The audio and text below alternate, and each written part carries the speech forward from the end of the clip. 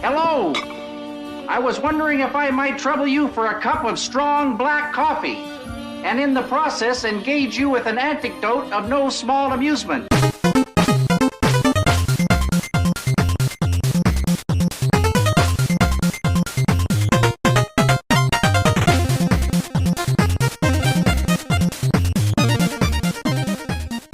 Hello, nerds and beautiful people. I am your nerd leader, John Wayne. I don't know. And I'm the didact. Yeah, we're 5 episodes in and still don't have a legitimate introduction. But so we're gonna keep trying to act. Hoorah. Excited for part 2 of discussing HALOre, or HALOre, as I stupidly decided to call this series.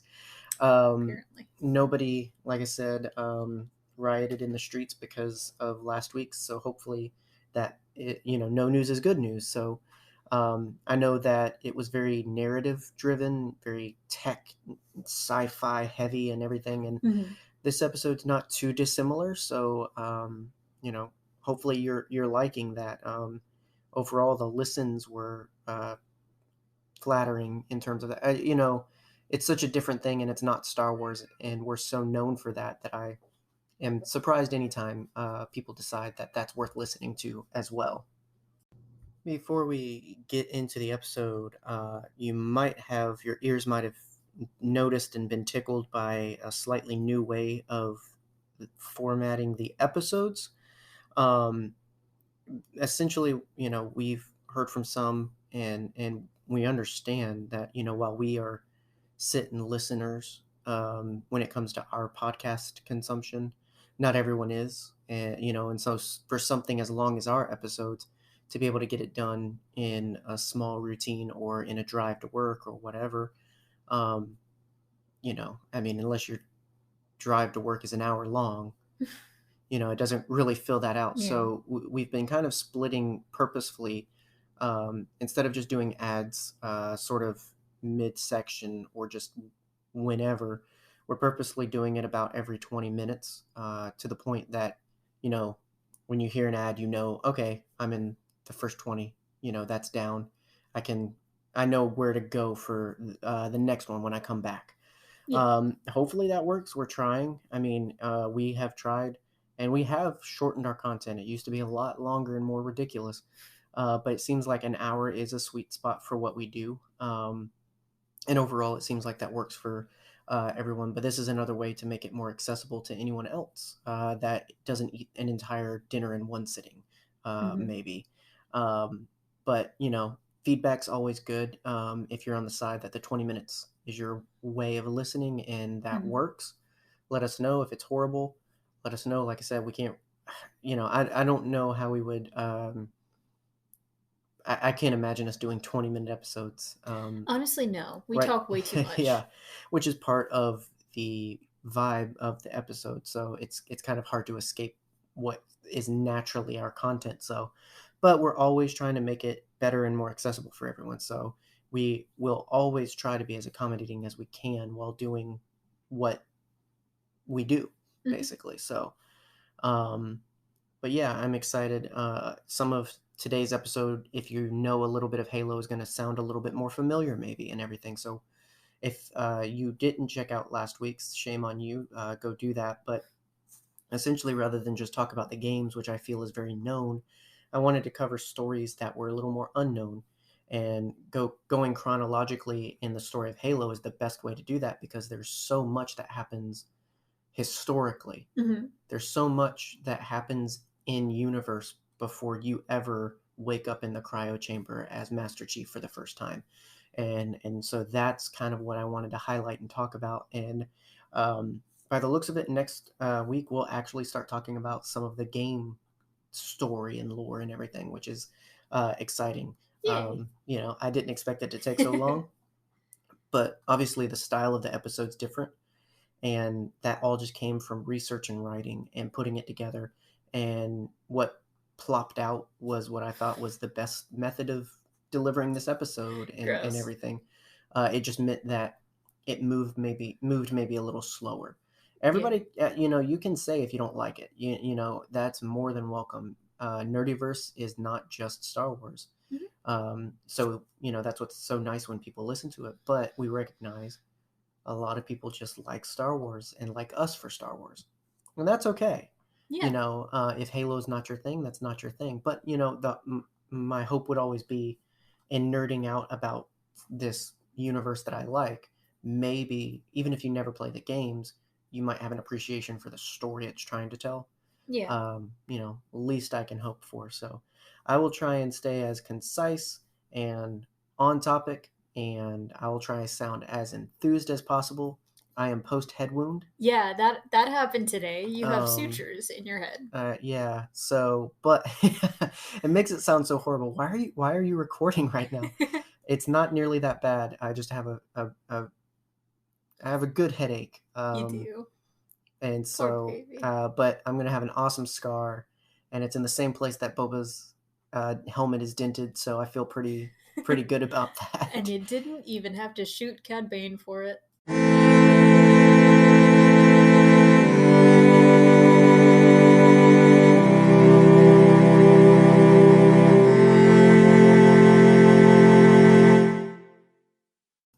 So now we shift from the godlike creative precursors and technologically power-driven forerunners to a new species who will be the focus for the majority of history following the firing of the HALOre. If you thought we would just sort of start with Adam and Eve, you were mistaken, as our story still takes place thousands of years prior to any of man's notable exploits. This is the story of Adam and Steve.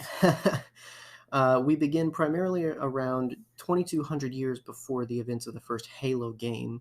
A species named the Sanshum had long been in civil war between two groups known as the Stoics and the Reformists.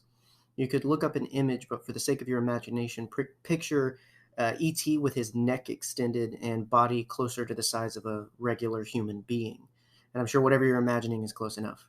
It's gross. The Sanshum, as a species, has grown to deify the Forerunners and their technology and relics that existed on their planet, specifically the Forerunner Dreadnought that was viewed as the center of the species' existence and ideology.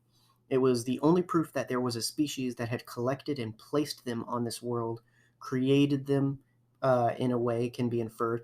So this was the equivalent to animals fighting over the Ark that saved them from the flood.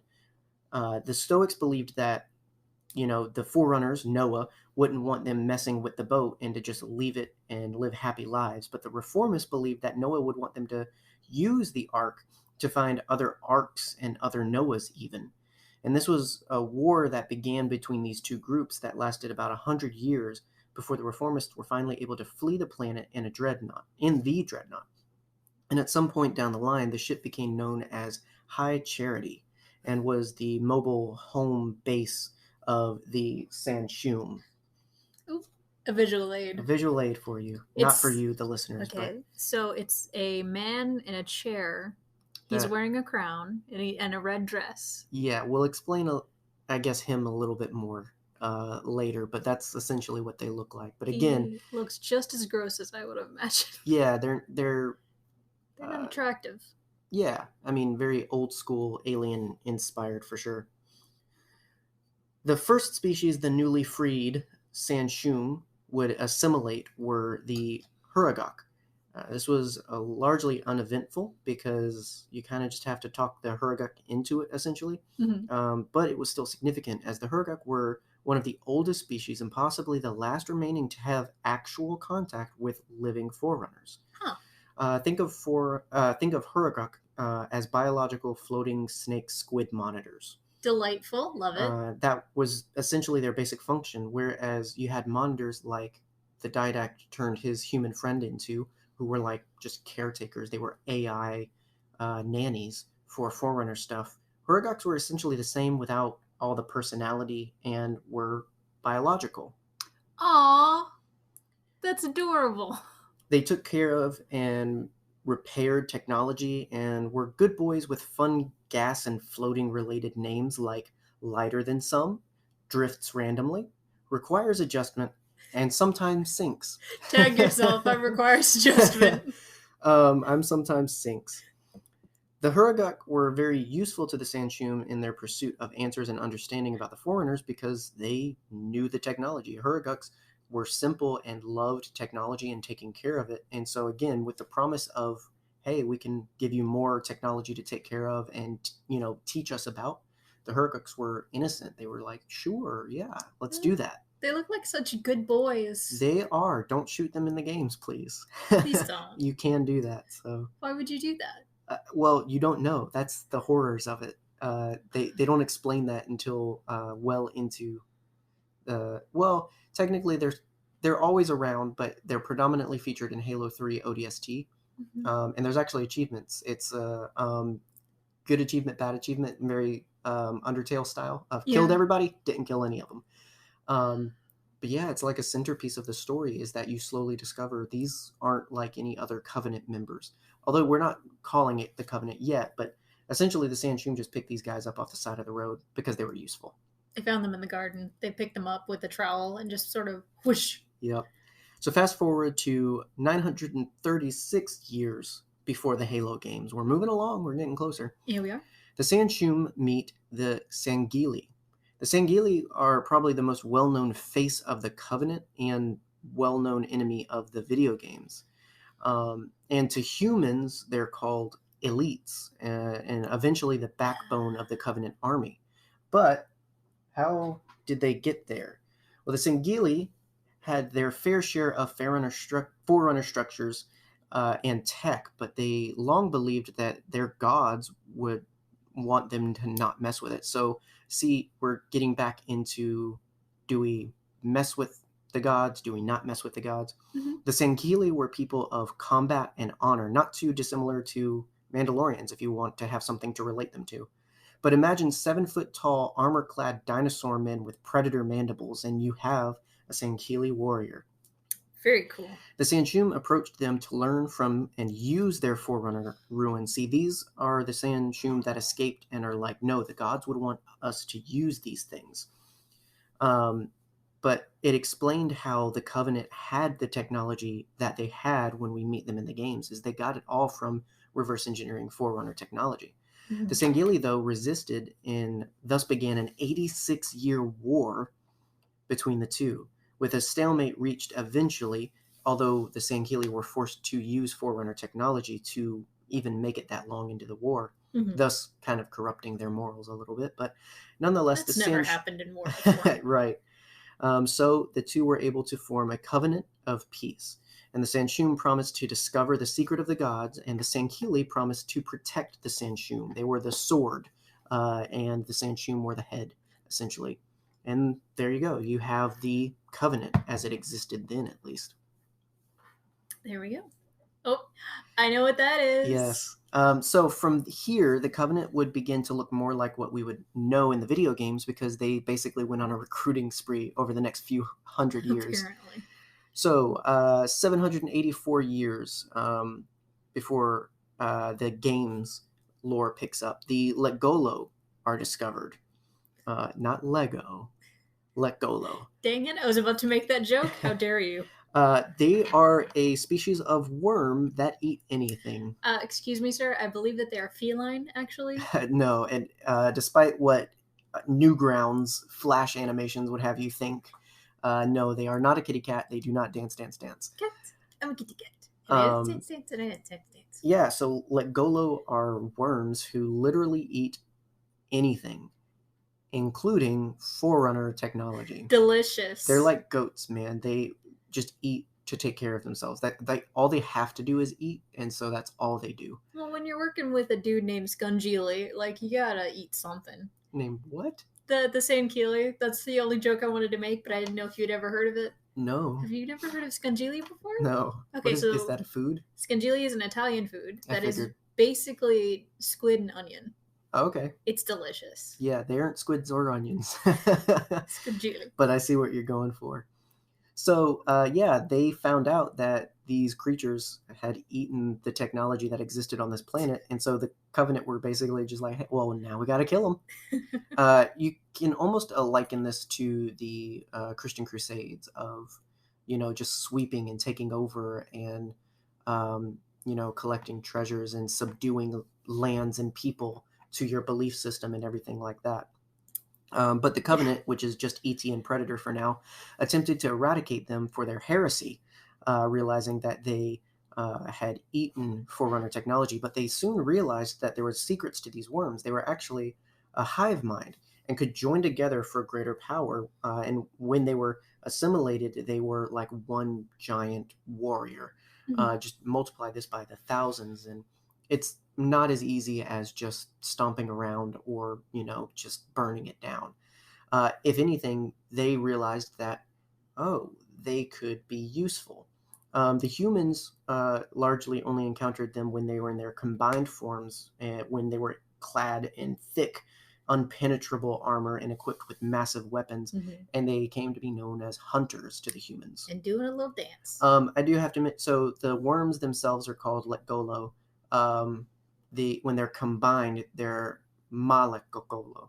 So they have when they join forces, they have a different identity. It's weird. Yeah. Hive minds in general are weird. Yeah, fusion is just a tactic to make weak dreams stronger. Right, yeah. It's very much Gogeta kind of I was referring sense. to Steven Universe, but also yes. Oh, sure, okay. Don't know that universe. Oh, well, it's the same kind of thing. Multiple gems of the same kind can band together and fuse to create a larger, more powerful gem. Gotcha. Or a garnet.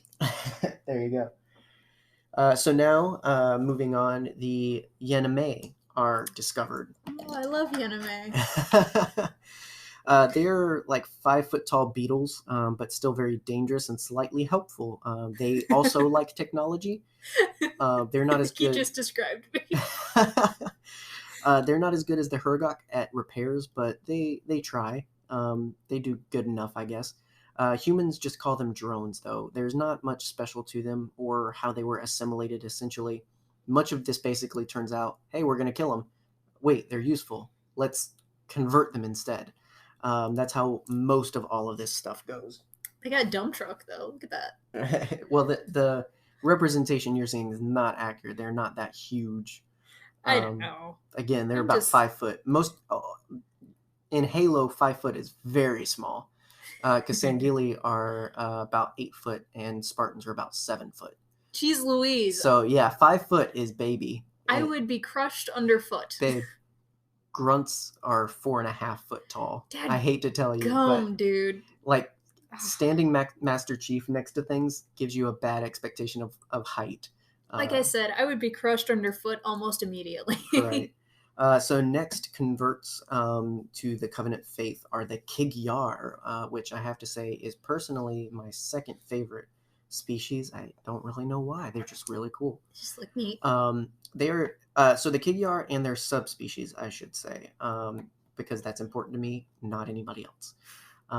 But just imagine birds, buzzards, and velociraptors having babies together, and you have the pirate race of Kigyar. Love it. Those dudes. Yeah, they're referred to by humans as jackals. Jackal. It's a jackal. Like, cool name. Yeah. Not accurate at all. Nothing I know about the mythical jackal is anything like that, but okay. I think it needs to be said how much I appreciate all of your visual aids. I have to keep you interested somehow. I am interested. I'm continuing to be interested. This doesn't look like a jackal to me. None of them do. Not at all, but the skirmisher subspecies in particular, which is the much more buzzard black-looking one. Oh yeah, that looks like is my personal favorite. They look cool. They look very, very cool. I think that's the only reason I really like them. The Sangheili are definitely my preferred, but that's also because they have the most world building. If Kigyar had a little bit more world building, I'm sure they'd be. Well, they couldn't really go much higher on my list, but I'd love them all the same. They look like Skeksis. That's a very good one, but beefier, definitely. Much more physically intimidating, for sure. They're fast. They're tough boys. They are interesting also in conjunction with the rest of the Covenant because they are the only ones that never really took the faith.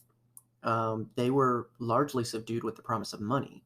Because of their weapons and spacefarer, the Covenant basically was like, hey, help us hunt down artifacts and we'll pay you. Yeah, they're basically just there for funsies. Right. So they largely responded to the Sanshum Vice Minister of Tranquility. He was their boss, essentially. Okay. The second most memorable game enemy is next recruited, and that is the Ungoi, or the Grunt. I know what these guys are.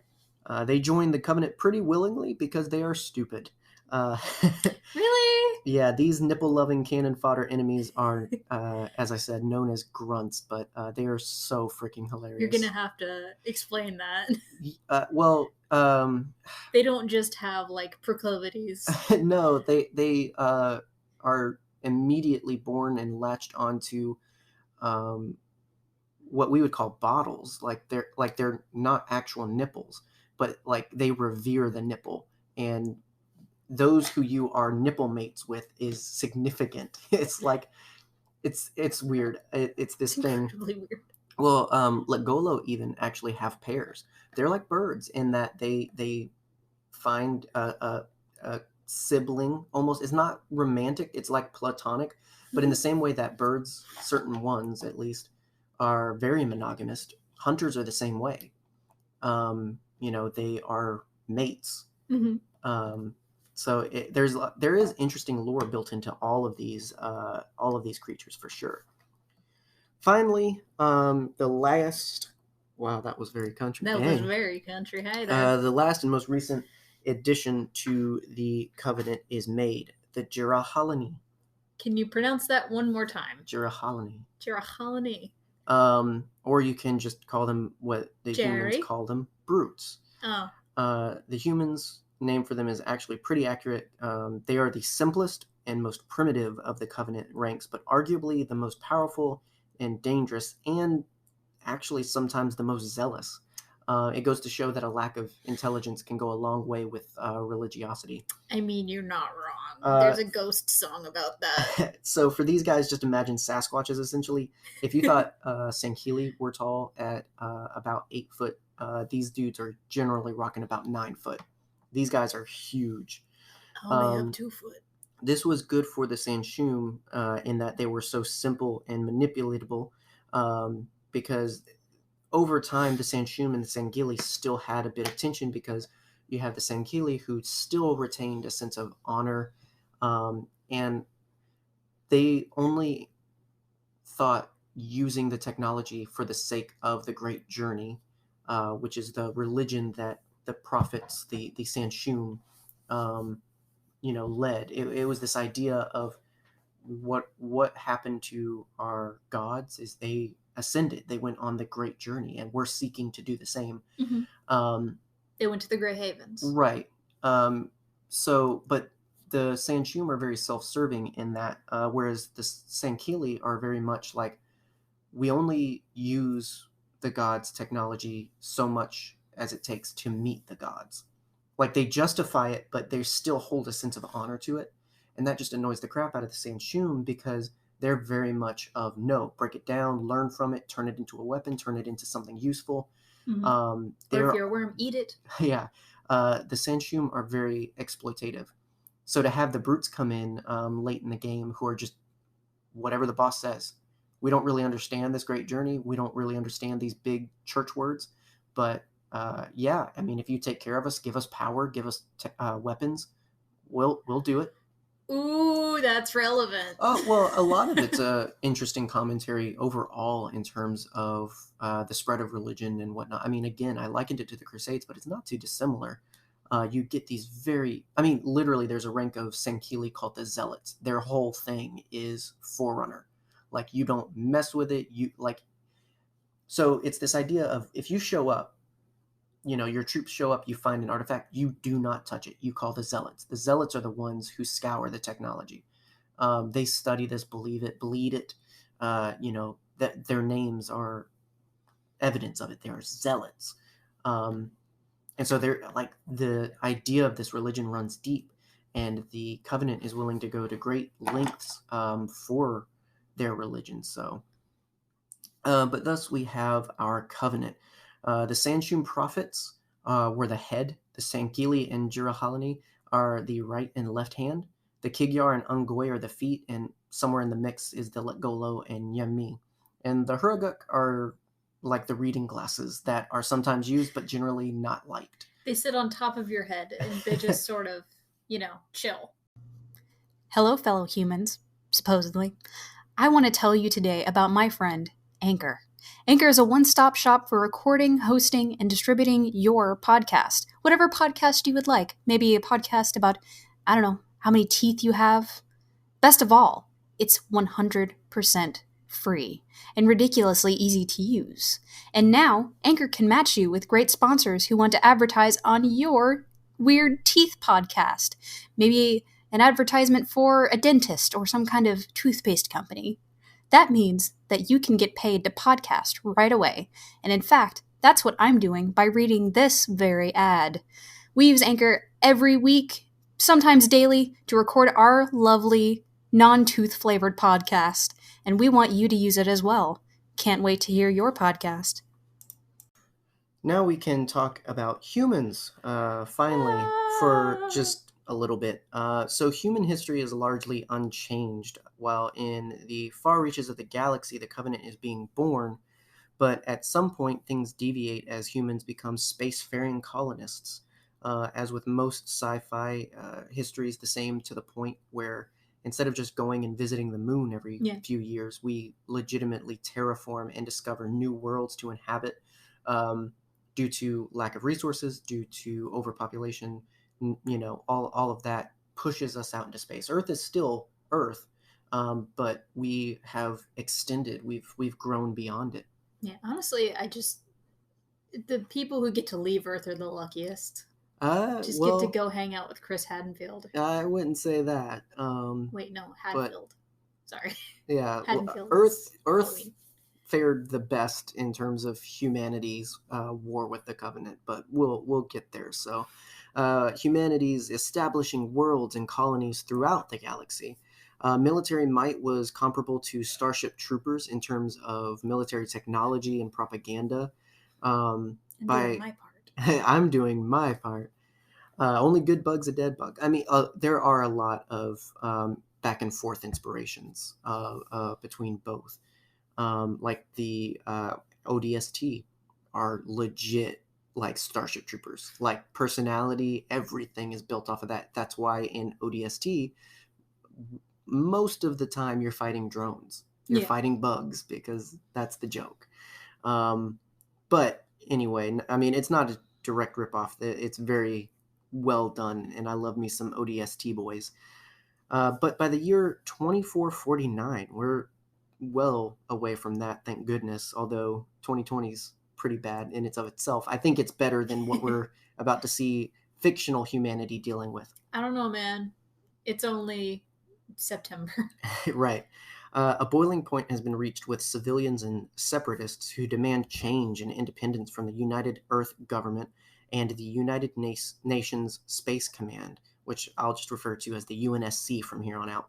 Just for the sake of words. Oh, okay. Yeah.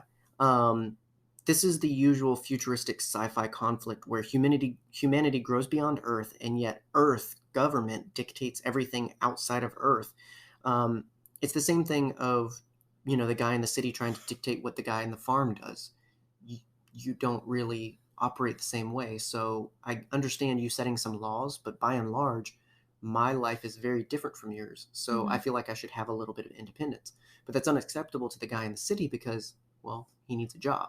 You're his job. He gets paid very well for making laws and taking care of you, even though he doesn't understand you or empathize with you.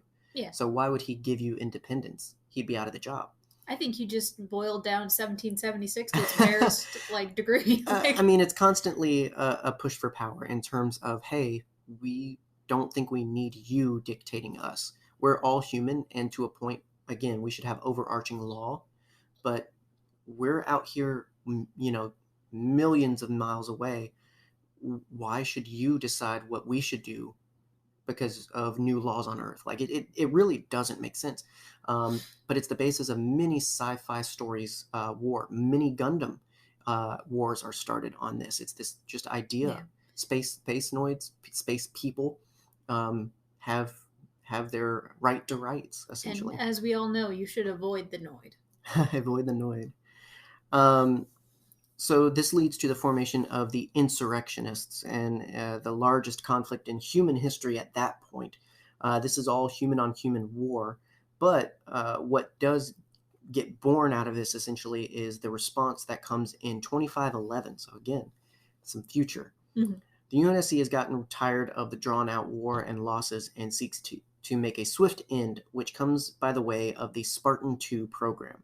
This is led by Dr. Catherine Halsey, and based upon previous super soldier study, the goal was one-man war machines who could do what squads and battalions till now could not. They were faster, stronger, more strategically intelligent. Spartans were the saviors that the UNSC needed. And so this is where we get Master Chief. I'm going to go more into it, but like this is the reasoning. Why would we have super soldiers just sitting idly by? We actually did not make them for the Covenant. I mean, we just got lucky that we created them at all, because if not for Chief and other Spartans, the war would have looked very different. Not that the whole war hinged on them, but I mean, when you look at the tally sheet, they have some of the most significant wins. The reason the Halos didn't fire again is because of Master Chief and Cortana. And Cortana. Can't forget Cortana. Yeah. So, you see a lot of that, so a lot of that luck in there, in that we were just creating super soldiers for super soldiers' sake, and then turns out we needed them more than we thought we did. Yeah, it's like how, oh man, I had a really good reference point there for a minute, but the name just completely dropped out of my head.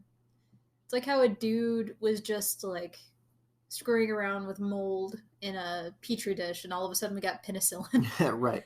Yeah, I mean, it's, human dabbling that turns out to be more beneficial than you think. But as with most of humanity, the exploits are questionable.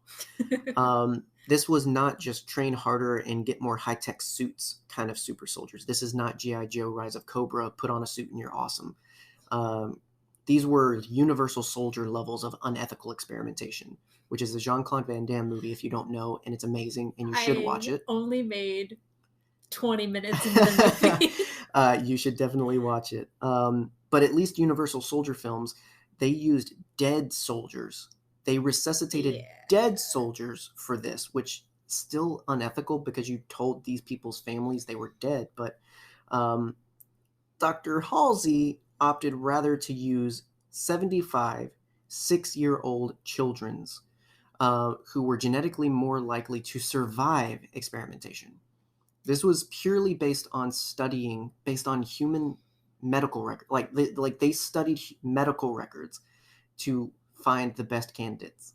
So this isn't even like tryouts. They're snooping, and then they find out who might survive the work of becoming a Spartan. That's a lot darker than I thought. Yeah. So now the children just weren't called in for an audition either. No, they were kidnapped, weren't they? They were stolen in the night, and they were replaced by clones. Oh my gosh, Dr. Halsey. You might think that is less harsh, but the clones of this future are not perfect. We're not talking about Star Wars cloning.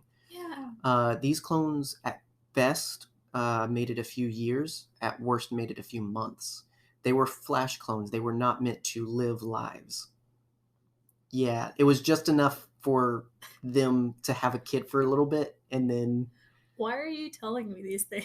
Because the crimes of the UNSC and ONI has to be... Office of Naval Intelligence. Okay, I was about to say, like, ONI and G? Like, what? I refer to a lot of this through the UNSC, because that is the overall government structure. Jeez but Louise.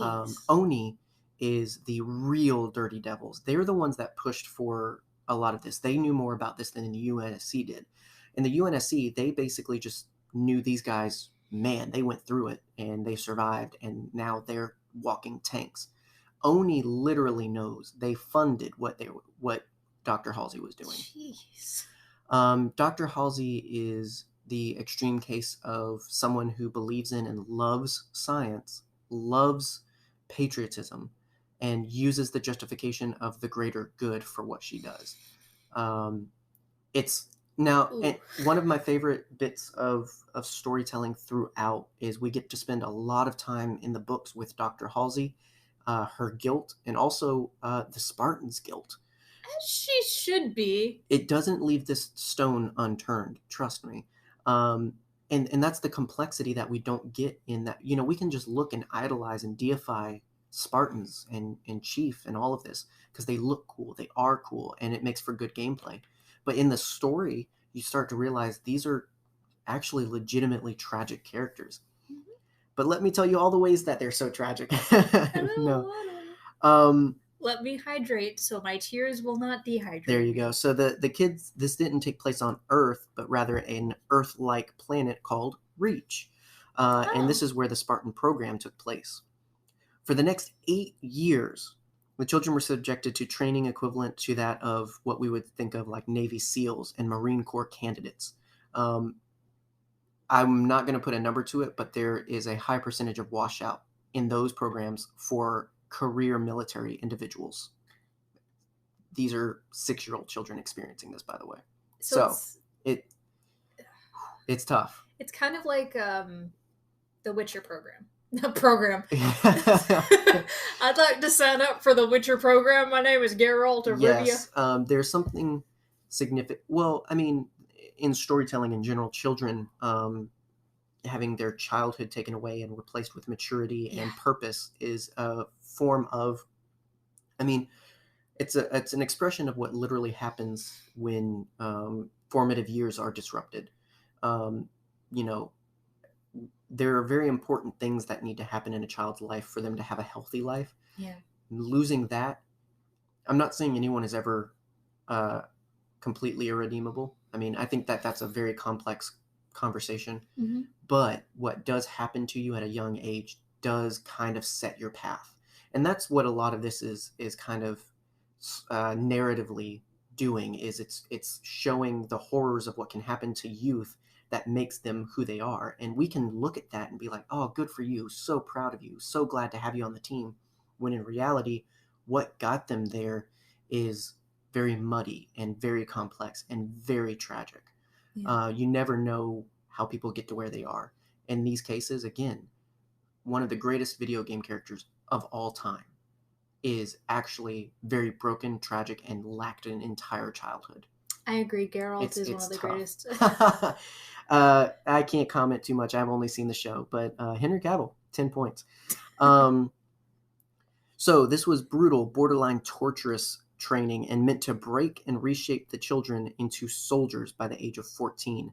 And this was countered with like high level education. They were meant to be able to strategically lay out battle plans, be able to on the dime think of how they can counter an enemy. They were problem solvers. They were not just physically strong. They don't get to show it off much, but these were very intelligent children by the time this program was done. So by the age of 14 and 25, when candidates had been through it all and reached optimal age for procedure, they were subjected to augmentation. I don't like the sound of that. Imagine Project X levels of augmentation that meant these kids were physically stronger, more powerful than normal humans. Captain America levels of strength and durability and endurance. But Captain America levels of physical change as well. So these 14-year-olds came out, I mean, like huge, fully grown, toned, muscular adults. It goes to show that Chief is actually younger than we might actually think he is. He's actually 12. The resulting youth were taller, more physically built than most MMA fighters even, at least those that survived. 30 candidates died during the procedure alone. Another 12 were physically damaged beyond military use. And 33 survived until 2 met their clones after escaping and committed suicide at the full realization of what had happened to them. So we are left with 31 candidates, 31 strong candidates left in the Spartan program, and it's kind of really only beginning. But throughout all of this, one candidate always stood out and even caught the attention and eye of Dr. Halsey as one with the most luck. This was candidate number 117, John. Yeah. And so there you go. That's the story. That's where Master Chief comes from. Yeah. You know, I don't think anything like this wasn't a soldier who was given the option to sign up. This was not, as I referenced, this was not a Captain America situation. This was not, let's take the bravest guy and give him power and, point him in the right direction at the enemy. He's going to punch Nazis. Like, this was, horrible. Yeah. This was first order kind of kidnap children, indoctrinate them, make them the perfect soldiers kind of thing. And it's all justified by war. It's all justified by the greater good. It's a slippery slope for sure.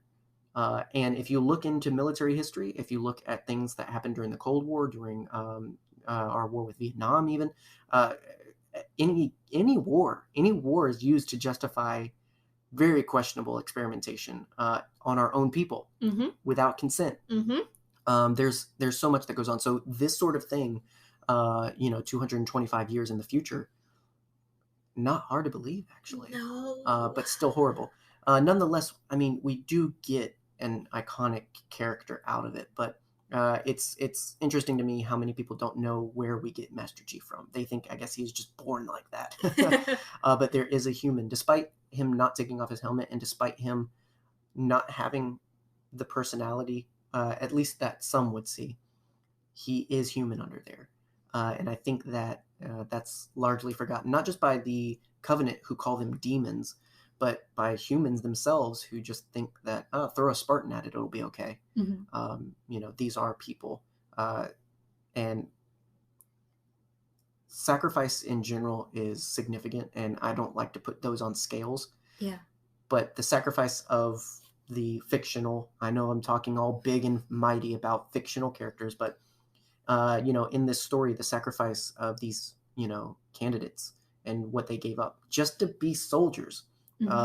We're not done with the tragedy of Spartans by far, but even just to get here is a huge deal and largely just lost to time. Yeah, and I feel like a lot of Master Chief's actions as, a game character could be justified by the fact that he doesn't have very many social skills. No, Spartans don't go on leave. Spartans don't take breaks. Spartans don't take vacations. They stand in the corner and think about what they've done. Like they work hard, they work out, they clean their weapons, they clean their armor, they make sure everything is okay, and they take the next mission. And they just cycle through all the time. It's crazy. But again, outside looking in, they're just so, like, they're men of war. Like, they knew what they were doing, but they didn't. They didn't. Like, there was no exit program. The exit program was death for the Spartan program. So there wasn't like, if at any point you feel like you need to opt out, no, there was none of that. Where were they going to go? They were replaced already. God. Yeah. Stop looking at me so happily when I'm sad. I know, it's just I love moral conundrums and stories. You love a good trolley problem. Yeah, I mean, I like things that aren't clean cut, especially things that present themselves as clean cut and come to find out, no, this is much bigger than we think. And these are the kinds of stories that are so buried in lore of Halo. Play a game and tell me how you get that story. You don't. You do not get these details. You just get a awesome and unstoppable protagonist to play. That's it. Yeah. And that's why I always encourage people with any property that you love, dig deep. More than likely, there's lore to it. Dig deep and figure out what's happening behind the screen. Visit a wiki. So we're just checking in with the humans by and large because we've got some more Covenant goodness to get into, and we've got to get the Covenant and the humans to meet. So we got a war to kick off. So now that we're caught up with the Covenant and who they are, now that we're caught up with what humanity's been up to and who our main protagonists for Halo really are, on one world you have the Spartans born, on another war is born. So I want you to imagine while all of that childhood trauma is happening on Reach, far off in another world known as Harvest, a whole nother load of business is happening. 2525. So we're still in the same year. This is the year that the Covenant met humanity and declared them an affront to the gods and their religion. They're not wrong. But why? Why were humans rejected when all these other species were taken in? The answer requires a lot of setup, actually.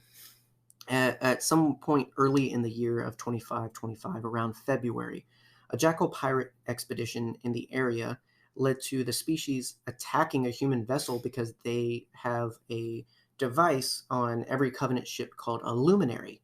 And this reacted like it does to any Forerunner tech. It basically just goes boop, boop, and says, there's Forerunner technology over there. Yeah. Go get it. I'm the doctor. This is my thing. It goes ding when there's stuff. Exactly. That is a luminary. So it goes off saying that there are Forerunner relics on a nearby ship. They board and kill the crew, but find no relics. This continued for a while, actually, and was reported back to the Covenant, the findings of the luminary. But it turns out, in fact, that the luminary had detected thousands of Forerunner artifacts on a nearby world. Now, before the jackal pirates can be of any use in discovering these, eventually the humans respond to what they thought were insurrectionists and lay a trap and sort of have the worst first contact, but it's forgivable because there's no one alive to talk about it. Well, at least no Covenants. The effort was most notably led by Sergeant Avery Johnson. The character was based on Sergeant Apone from Aliens, and if you don't know who that is, educate yourself, please. But if you can just imagine the epitome of Marine dopeness, that is Sergeant Avery Johnson. And it was this dopeness that led to them destroying the jackals and their craft, and overall saving humanity from would-be aliens. But this would, I mean, you have to take into account this was first contact, kind of. This was, wow, okay. There are aliens. I'll say the first contact with the Vulcans went a lot better. Yeah. We just had a handshake. So now, meanwhile, the Vice Minister of Tranquility, who, if you remember, is the boss, he pays the jackals for their pirate work and everything. So he received a report from their vessel about the massive relic find, and he conspired to use this alongside his political religious partner, the Minister of Fortitude.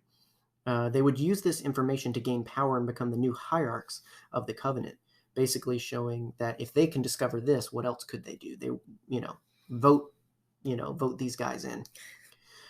Tranquility thus dispatched a trusted team of Jurahalane to investigate the relics in lieu of the fallen jackals. I'm just going to call them brutes from here on out. The brute team was led by the zealot Maccavius and his nephew Tartarus. Look at that boy. Although a slightly more peaceful first meeting was arranged between the brutes and humanity, a more proper first contact. A couple trigger-happy folks, primarily on the Covenant side, led to a shootout and thus blood-soiled any further negotiation or reasoning.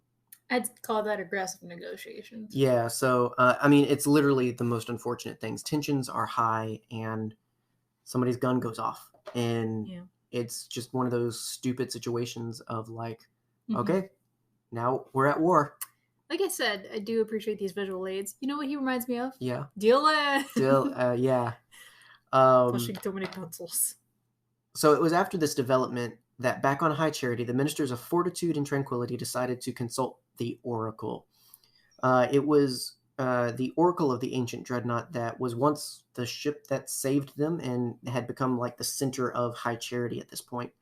Back at one point, an essence spoke through the dreadnought to the Sanshum and had long been silent, though, after that. This didn't stop the Sanshum from making it as if the Oracle was guiding their religion.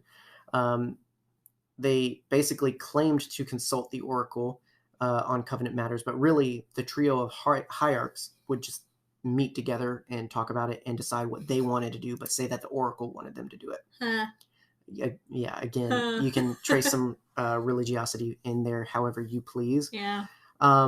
It was like the priest saying that he'll pray for you for direction, but really he just kind of thinks about his to-do list and then just says what he thinks is best. This has been happening for the last millennia, by the way. But when the two ministers came to the current philologist, who is the keeper of the Oracle. All of these sounds like made up like job titles. Oh yeah, it's a church. So yeah, I say as I work for a church. So they meet with the philologist of the Oracle, and this is essentially what it would be: is they would just meet with the guy that keeps the Oracle, talk about it, and decide. They didn't really expect to get anything from the Oracle, but when they inquired about these relics, the Oracle spoke for the first time. Ooh. Any guesses about what he said? I am genuinely curious if you have any of the clues. Dylan. I don't know, man. Peace be with your soul. I don't know, man. Not quite. They changed it. Like, it's been a long time since I've been in Catholic school. Oh. So, like, it used to be peace be with you and also with you. Mm-hmm. But now it's peace be with you and with your soul. Like, there's a John Mulaney bit about it. It made me giggle. Okay. But, like, why? The Catholic institution has been around for millennia. No, surprisingly, the Oracle is agnostic. Oh. Wow. The Oracle spoke and declared that the luminary had not detected relics to be reclaimed, but had rather detected reclaimers. Oh! Humans. I like that. Heirs to the Forerunner legacy. But how could this Oracle know this, and on what authority did he say such things? I love this bit. In terms of lore, when you're like painstakingly reading this happening, this was such a bomb drop for me. This Oracle turned out to be none other than Mendicant Bias. Oh, yes. Heck. Or at least a sliver of his consciousness. Now, Mendicant Bias, if you followed along with last episode, the Forerunners created him, an AI, to help fight against the Flood. The Flood convinced him that the Forerunners were wrong, and he joined forces with the Flood. Yeah. Eventually, the Forerunners got his AI back, and as punishment, they banished him to the Ark to forever think of his atonement. Now, the Ark was where everyone who was collected to be saved as specimens to be redistributed later was taken. So all the specimens came there. At some point, while all of the dreadnoughts, which were, mini arcs that were what distributed them back to their planets, at some point he worked his consciousness into one of these dreadnoughts, this being the one. And so with the idea that at some point he'll escape, or he didn't know, it's a sliver of his consciousness, so he's not all there. The only reason he reawoken was because he was fed information that, triggered him. So you have a ghost of the Forerunner history literally here before them and telling them all the unfortunate lies of their religion. And then they're just like, no. Essentially. So yeah, again, knowing the lore of Mendicant Bias and then all of a sudden having him be introduced this way was really, really, really interesting. It'd be kind of like if Jesus, his voice like boomed down from the heavens one day and was like, don't be stupid, stupid. Right. And then everybody was like, cool.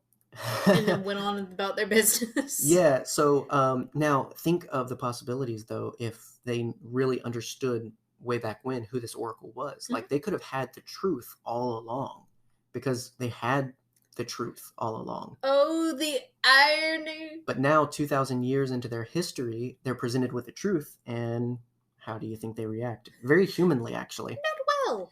Upon learning that reclaimers had been found, Mendicant was determined to launch the Dreadnought and retrieve them and bring them to the Ark so that they could take their rightful duty over the mantle of responsibility. So Mendicant's come around a little bit. Mm-hmm. And, basically he's like, what, I don't know what you guys are doing, but I'm going to go save our new gods. That's how the Sanshun would have heard it. Like, wait, we're supposed to be important. We're supposed to, we've built everything on this. We revere, guess what? The humans, have no idea who the Forerunners are. They don't know any of the relics. They like nothing. Here's these religious zealots who for thousands of years have been obsessing over Forerunners, and then here's these humans that, unbeknownst to them, have the key to power. Have I ever told you, or have you ever heard the joke of the guy and he dies and he goes to heaven, and St. Peter's giving him a tour of everything, Mm-hmm. and he walks past all of these different doors, like, oh yeah, that's Hare Krishna heaven, that's Christian heaven, that's Jewish heaven. Mm-hmm. And then when he walks by a certain door, he goes, I need you to be very quiet while we're walking past this door. That's Mormon heaven. They think they're the only ones here. And like that's what I think of immediately. Yeah, I mean, again, they read scripture a certain way and inferred upon it, and That's now never they're happened. being taught, oh, that's wrong. Who's going to tell everybody that? Because we've built a whole religion on this thing. Yeah. But in a sick twist of fate, the AI was stopped very unceremoniously because the philologist had failed to keep Legolo from getting into the ship's inner consoles, and the worms ate the center console and thus shut down the sliver of consciousness for mendicant bias. That's sad. Now, again, this is a sliver. He's actually still very much resting at peace on the Ark. This was just sort of a flash of his consciousness, enough to be able to do something, but not actually him. Enough to be like, hey, you guys are being idiots. Right. Enough to do simple things, basically. So, knowing the truth, Fortitude, Tranquility, and the philologist had a choice. Tell the truth and watch their religion and power dismantle, or save face and eliminate the evidence. Clearly, we still haven't reached the game, so they choose to go to war with humanity. Because if the other one would have been just peaceful. To win the vote of the people and become the new trios of hierarchs and lead the covenant into an age of reclamation. So Fortitude becomes the leader of this new trio and becomes the prophet of truth. For he knows the truth, but can never say. Yes, that is him. Okay, good. Man in the red dress. Tranquility becomes the prophet of regret, who unapologetically protects his power and reputation. And the philologist becomes the prophet of mercy, who mercilessly accepts humanity as extinguishable. If you can't guess, all the names are ironic. Oh, incredibly so. Exactly. Now, so that's all happening. Back on Harvest, the orders of the New Covenant leadership reach troops who swiftly partake, and the smaller conflict of Sergeant Johnson and his Marines versus Maccabeus and his men end with several casualties on both sides, including the hyper-religious uncle Maccabeus himself. Ultimately, all that humanity can do as conflict builds is to evacuate the planet. First contact was made back in February of 2525. By October of that year, the planet was glassed. This is the ultimate cleansing of the Covenant. To purify a planet and its people, the massive supercruisers that are the fleet of the Covenant would fire their primary plasma laser at the surface of a planet until it melted to glass. Multiply this by hundreds of thousands, and eventually the surface was so scorched that the environment was not only unlivable, but downright unrestorable. This was the fate of Harvest, though the following year the UNSC would return and wage a 5-year war to retake the world, mostly for posterity's sake, not really anything significant, but they would attempt restoration efforts. So it's kind of like Krypton, to where he basically decimated the entire world to the point where, there is no hope. Yeah, I mean that's the goal of glassing. That's the ultimate KO. Like, you're not just killing everyone; you're destroying their entire world. And they literally looked at it as a cleansing. They looked at it as this whole religion thing in terms of. See, the Covenant was built on ages, essentially. They don't believe in sequential ages like age 1, age 2, age 3. They believe ages kind of revolve randomly, but each age is a certain period. So this is the age of reclamation. They declare that it is the age where they take what's necessary to begin the great journey. They think this is what that age is. There's the age of war. there's the age of doubt, there's the age of peace, and they're just constantly rotating through all of these things. And so they justify everything through this sort of religiosity, in terms of like they justify this is an age of cleansing, this is an age of tribulation. Like they basically just think that it's all part of the journey, all part of transcending to the godhood that they seek and whatnot. How much of them actually believe it, how much of them are just along for the ride, who knows? I mean, as with much of church, how many are really there because they believe it, and how many are there out of tradition? How many are there out of posterity? How many are there just because their mom brought them? It's always hard to tell, and the Covenant's no different. Nonetheless, many were happy to be at war. How many are there because they're worms and they were just sort of asked to come along?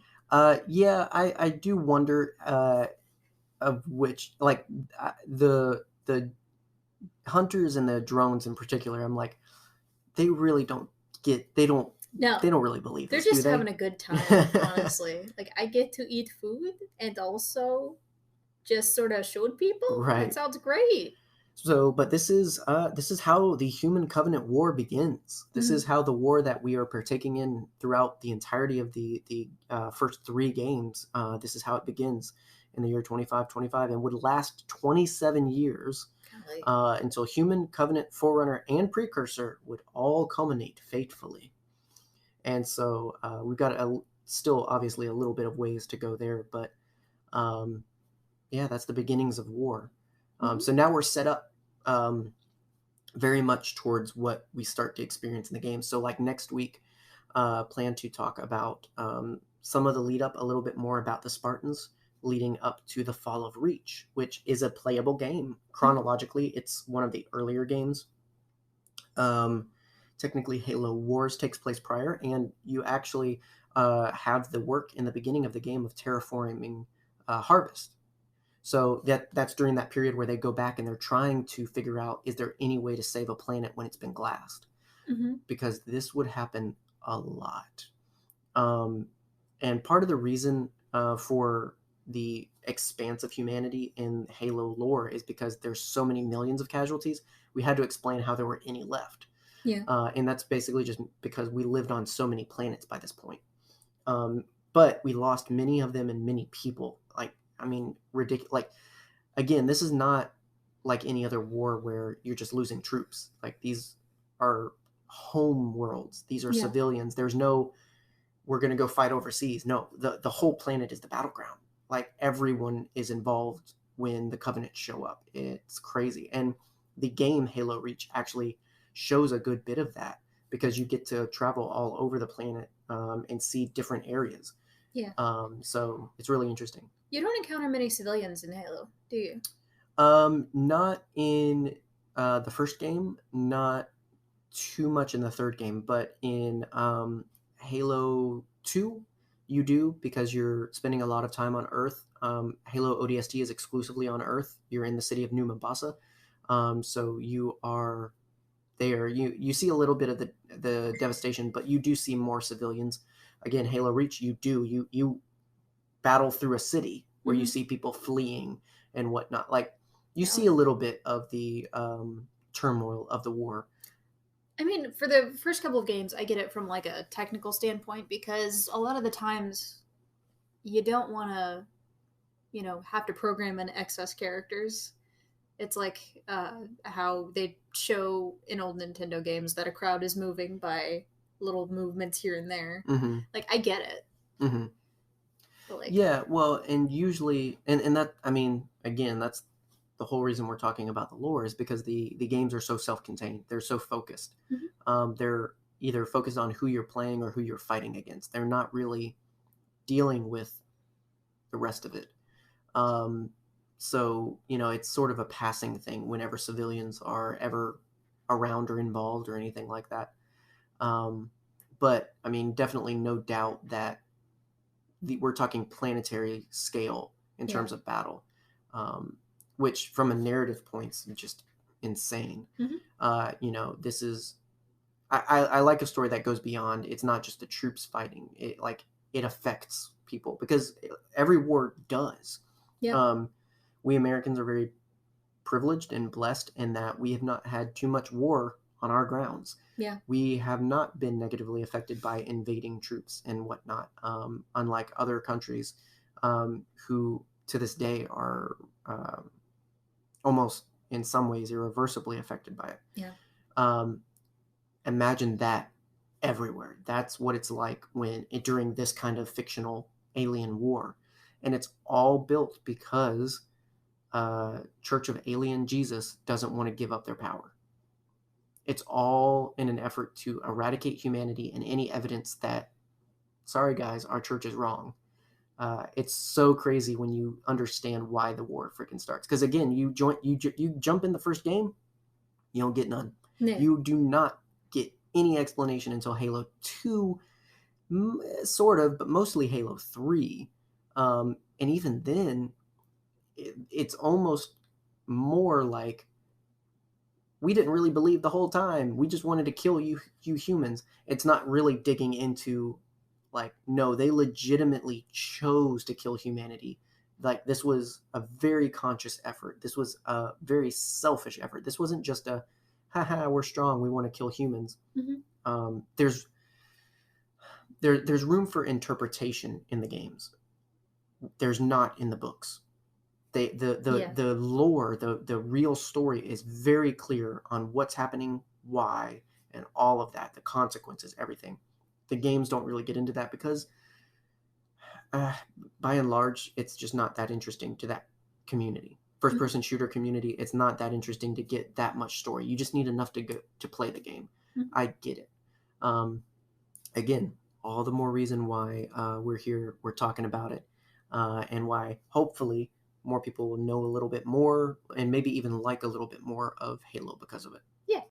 And I was like, that looks more like a puma. You can't keep making the same joke. I can and I will. If Red versus Blue can, I can too. True. Although they change the vehicle every time. It's very funny. Okay. What's that? It's a mongoose. Mongoose? It's more like a puma. Oh, gosh. Man, Jeff is funny. I love Red versus Blue so much. It's hilarious and heartbreaking at some points, but and then it goes back to being hilarious. Right. Red versus Blue is not Halo though. Please, no. Please do not watch it. It is not Halo. You should watch it, but don't watch it if you're trying to learn you some Halo. It doesn't work that way. My name is Michael J. Caboose, and I hate babies. Although Caboose was my favorite for a long time. Caboose is great. I mean, so many of the original characters are really great. The cast really grew, so it's crazy. But yeah. I like Caboose and I like Geoffrey. Jeff. His name is Jeff. That's not how it's spelled. We're not having this conversation again. We're talking about Griff, if you don't know. Mm-hmm. Griff, my favorite, other than Michael J. Caboose. Mm-hmm. He hates babies. Apparently. But anyway, it's been a fun... We've had a good time here, boys and girls. I hope so. Yeah, I've had a good time. I've talked a lot. I know that's happened. Listen, I'm really enjoying these episodes. I don't know if anybody else is, but I just like listening to you talk about stuff. If they are, they should let us know at Twitter, Instagram, Facebook. Because, exactly. Yeah, I don't know. I feel like I'm talking to the void. That's fine. But if you're happy and whatnot, then sure, that's good enough for me. Yeah. Yeah. Next week's going to be another Halo episode, and then after that, who knows? Yeah, I mean... Do you want to talk about that? Well, the more we go on, the more I'm wondering, because again, my whole focus is on the lore, things that happen outside of the games. We're getting so close to the games, I almost wonder how much, I don't know. I feel like you can get the story of the games by playing the games. Yeah. So I don't think that I'm going to cover them as extensively. I have not decided yet. Yeah. I know I'm not... Originally, I was going to go all in. I was going to talk all lore, all the way up to Halo 5. I'm not going to do that. I'm gonna stop after the main story ends. So what would be the end of Halo 3? Mm-hmm. I'm going to stop there because I feel like that's the end of one book. And somewhere down the road, when I just feel like it, or if people want it, I'll talk about more. I do want to talk about more. I love Halo. I love talking about Halo. But I just don't want to talk everybody's ear off. This is not the Halo cast. This is NerdyVerse. So I want to move out the way, provide room for you to talk about your video game loves and all that stuff. And, just be able to move on. Speaking share the love. Do we want to tease our next topic? I think it's too soon. Okay. You technically already You're just did. going to have to wait. Yeah, you already have on Twitter. Yeah, so. I posted a very not subtle picture. Go on that hunt if you want to. Yeah. I'm trying to remember how we outro these things because I'm not usually the one that does it. Hence the rambling. We're part of the Red5Network. Go cuddle their faces. Yes, Red5Network.com. Love them. They're great people. They're like us. They don't just talk Star Wars. Yeah, give them gentle kisses. Yeah. If you love The Matrix, which I really do, Pizza and Parsecs is talking about that lately, so you can check that out. The Force of Light podcast recently talked about Man of Steel, and I really enjoyed that because we've teased our feelings about that and Henry Cavill overall. So I really enjoy the opinions of people on controversial things like that. So I was very quick to listen to that. And so many more people doing so many more awesome things. So all of that is what's awesome. And then in between, everybody's talking about Star Wars because we love it. Exactly. So Red 5 Network. Game Infinite, we're also a part of that network. Game Infinite, especially active over on Instagram. So if you want to mix things up and get off the twit and go over to the gram, Jesse runs Game Infinite's page and shares content creators, cosplayer. I recently saw a very awesome Tomb Raider cosplay where she somehow made herself look like the old school pixel model, like triangle chest and everything. Really? Well, okay, I need to look that up. Between makeups and just very, I guess, smart style. The goal was to look video gamey, and I was just very impressed with that. And that I've never played a Tomb Raider. I don't remember anything about the movie. So there you go. But even I can be impressed by that. So stuff like that, amazing cosplay, all that good stuff over on Game Infinite. You can't follow them on Twitter, but I say definitely to get the goodest experience possible, go to Instagram, search Game Infinite. They're awesome. You know what I'm genuinely surprised they've never made a movie out of? What's that? Metal Gear Solid. Because I feel like that's a good spy movie. Although I don't know how the box would translate. I feel like it'd be a thing that it's like, quick, we need a disguise. And they look at the box and then they're like, no, that's stupid. Then just I feel like that'd be a funny little inside joke. Oh, yeah. Who would be Solid Snake? Oh, Sam Worthington. Is he British? Is Solid Snake got an accent? No. In my head, he has an accent. No. Oh, okay. Sam Worthington still. I just want Sam Worthington in things because I like him. You just really like Sam Worthington. He hasn't done anything recent. I do. He's a great actor, and he is the best part of a lot of all right movies. And I just think he's really cool. Yeah. And Daniel Craig is Ocelot. What? You don't know. Okay, yeah, that totally caught me off guard. I have no point of reference for Metal Gear Solid stuff. So. Okay, I'll educate you in between episodes. Okay, there we go. All right, have a good night. Wait a minute. This is, excuse me, a damn fine cup of coffee.